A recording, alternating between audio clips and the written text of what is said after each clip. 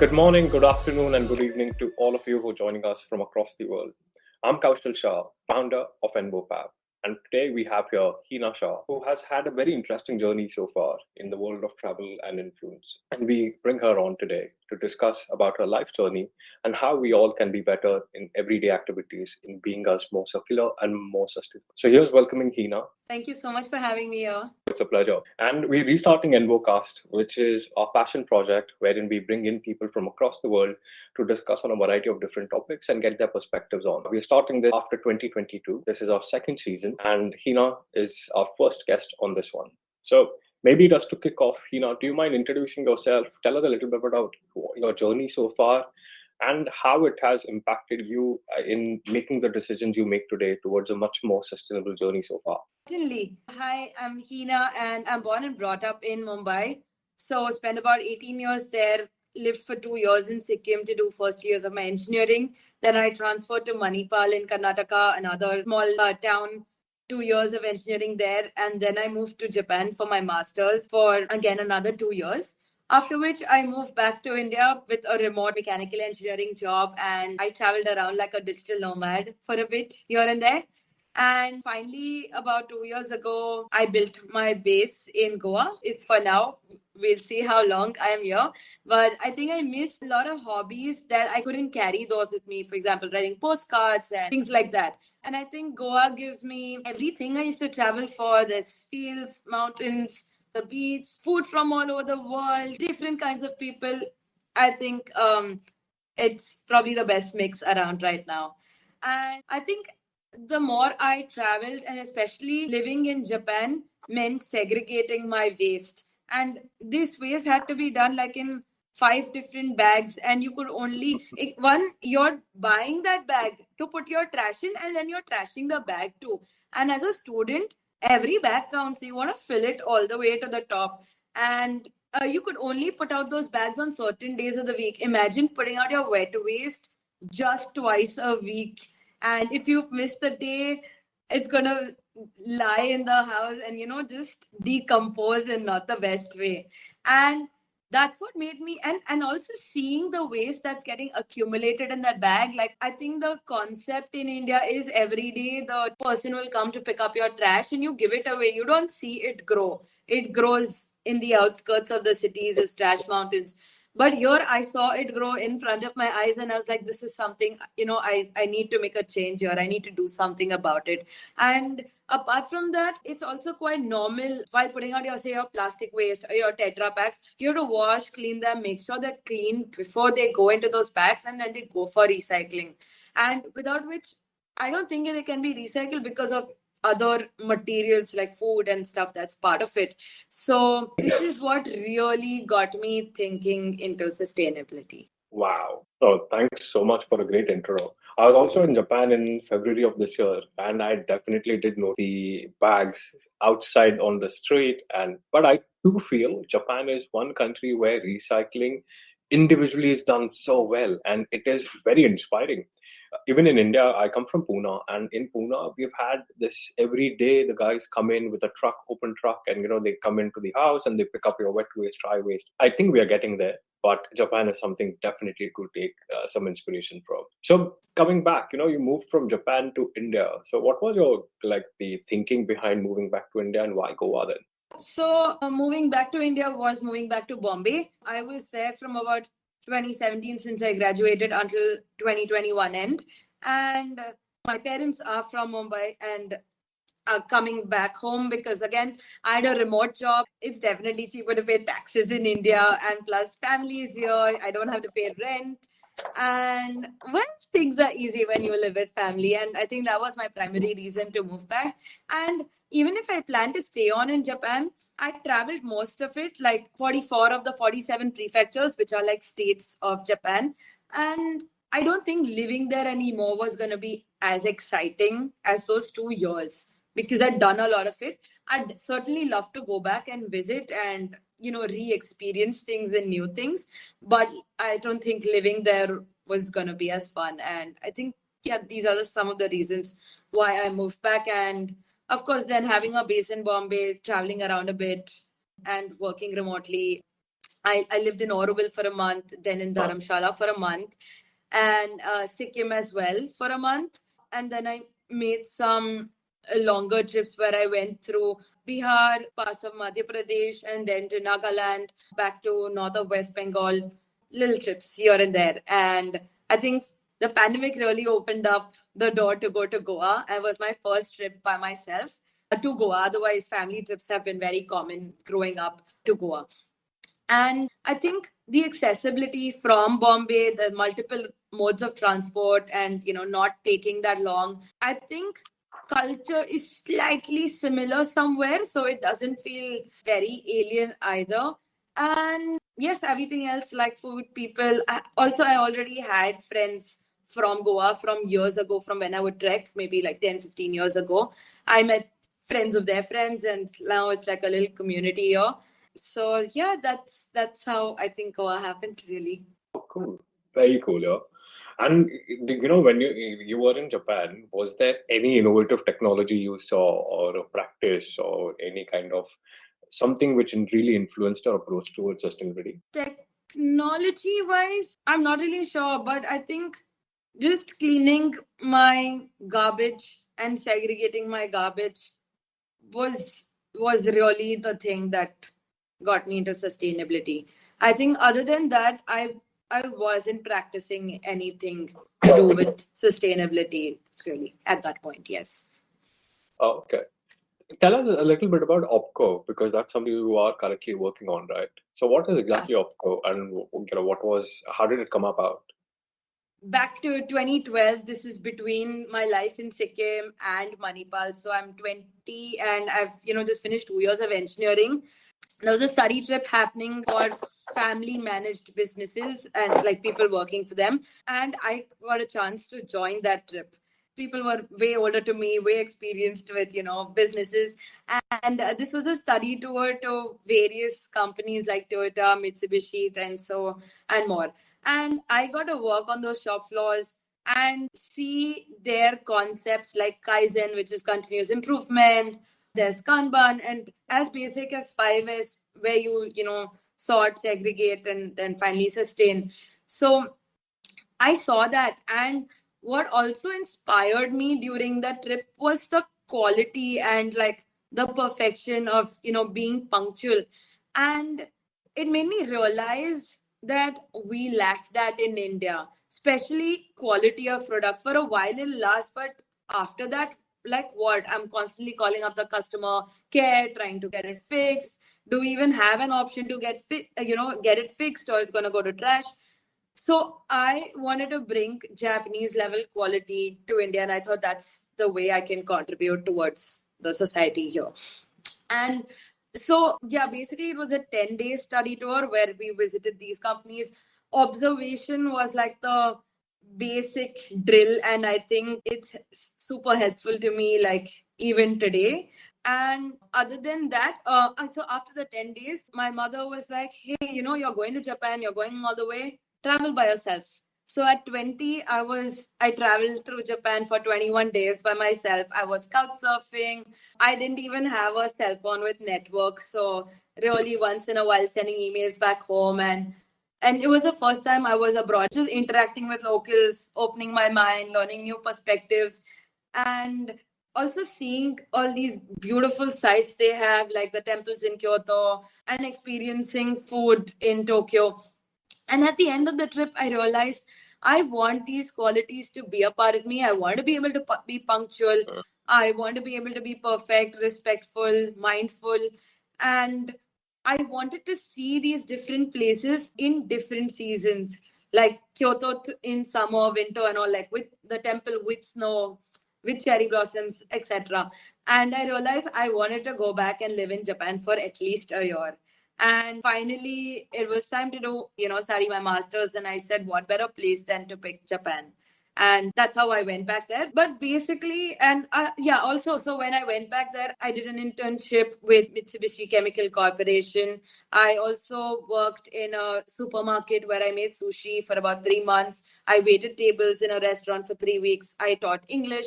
like I got to experience and see what school life is for Japanese kids. We see a lot of videos, but this was different as I got to teach there as well, English.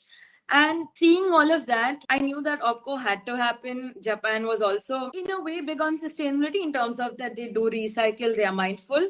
And so I wanted to bring that in, plus the quality that Japan offers, these being punctual and all of these, the culture that is within the people itself. And that's how OPCO came to be. And the idea is to optimize workspaces or any workflows where we reduce any events that cause waste. Finally, doing something quicker means creating more products maybe, and or creating that one product maybe with lesser electricity, lesser water, so it also aligns with sustainability. And then if we maintain the quality, less repair, again sustainability. So I feel like all of this is connected, and of course been over a 10-year long dream, but I think it's finally happening. Nice. Yeah. Moving on.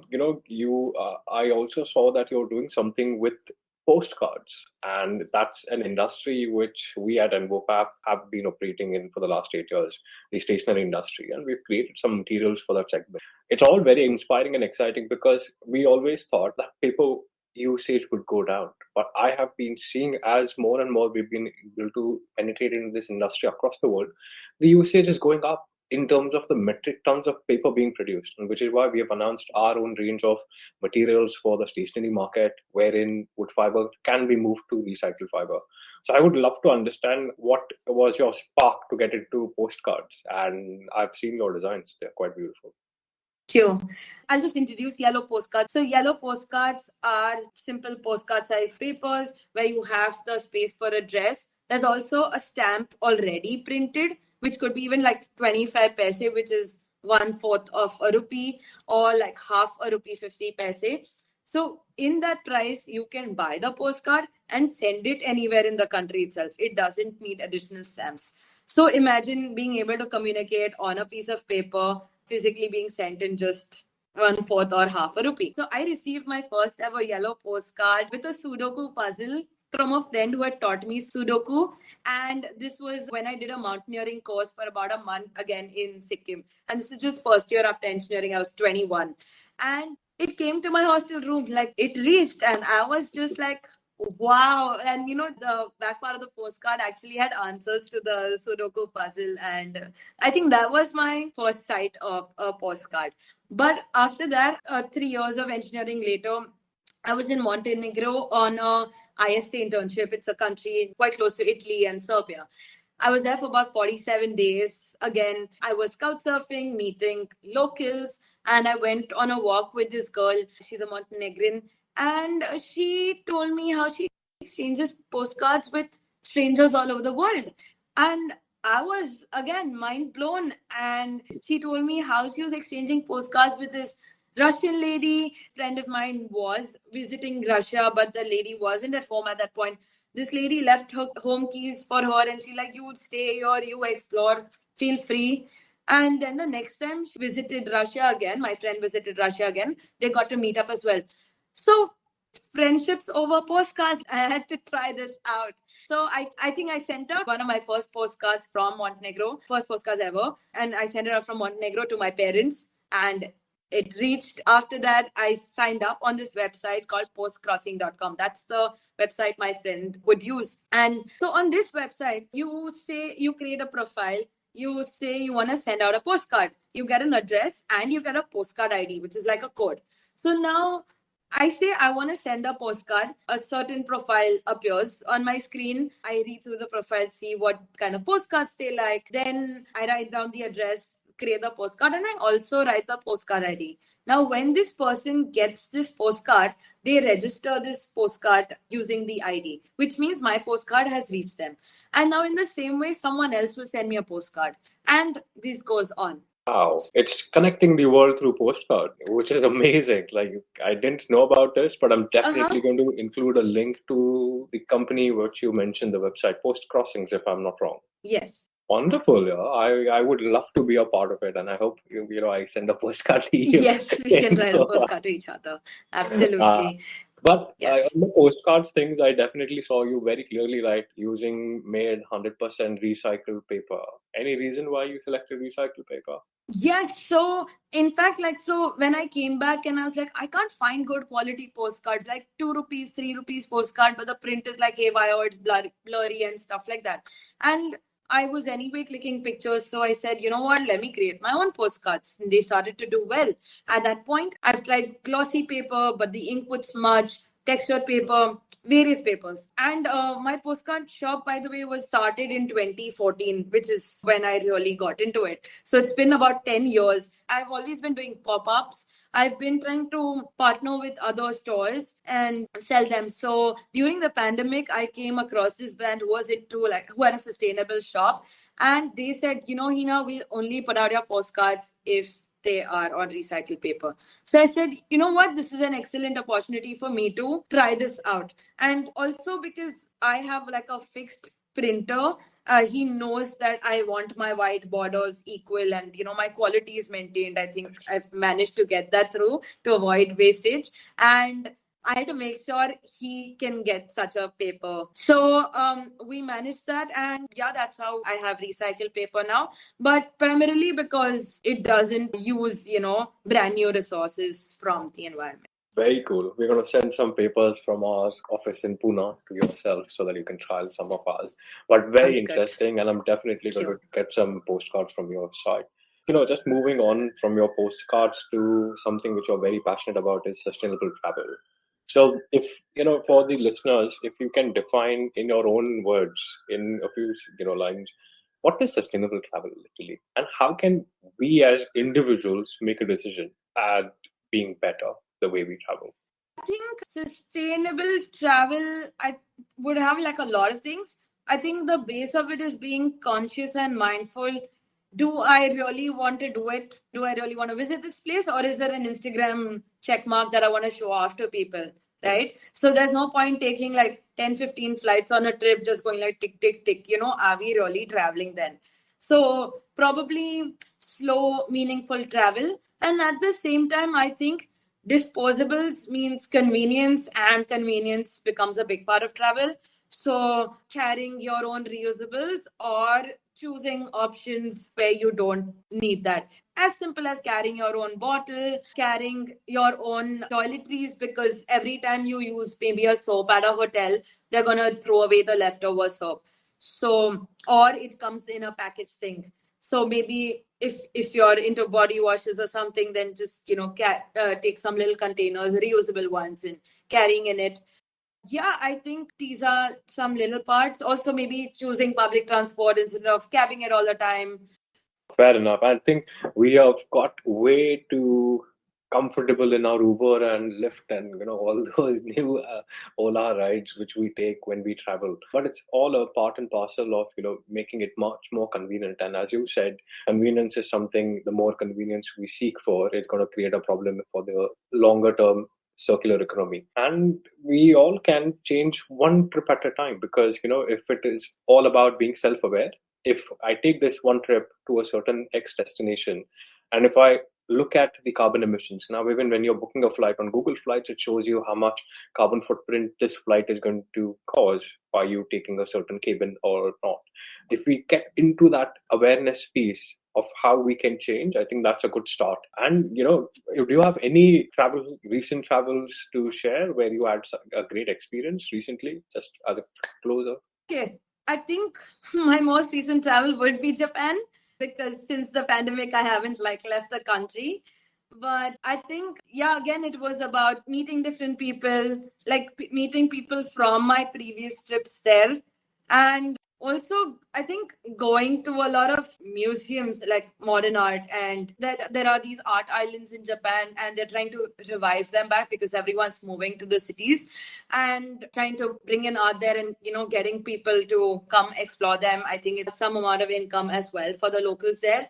And I think that's some great inspiration for us, that it's high time we stop moving to cities, because I don't think they are capable of taking that load anymore. And I think we just need to spread out and not burden spaces.